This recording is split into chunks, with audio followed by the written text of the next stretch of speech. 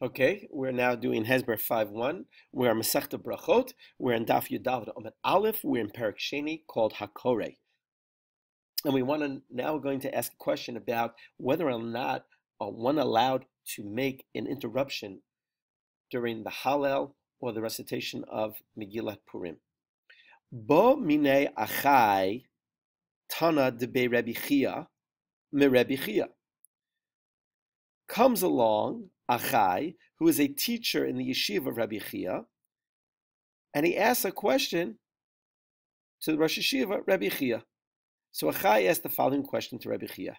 B'Halal u'Megillah, when reciting Halal u'Megillah, mahu sheyafsik. What's the halacha when it comes to interrupting if you see someone that you want to inquire or to respond? Are you allowed to do that when you're reciting Halal or Megillah? We're not talking about just to talk to your friend about ordinary conversation, but it's about someone will be insulted or someone that you have to have covered for, someone that you have to fear for. Ma sheyifsak. What's mahu sheyifsak? What's the halacha? Can I interrupt? Amrinan, and the question continues by Achai. Amrinan, do we say kal v'chomer, that we'll make a kal v'chomer? What's the kal v'chomer? Kriyat Shema daraita posek. We learned that by Kriyat Shema, which is proscribed by the Torah, we're allowed to make interruptions. We follow Rabbi Yehuda. And depending on the circumstances, you're allowed to make an interruption during Kriyat Shema.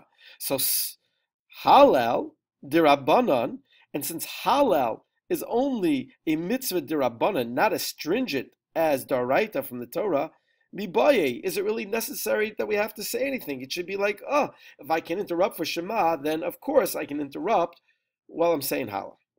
O Dilma, or perhaps maybe I have to consider the following.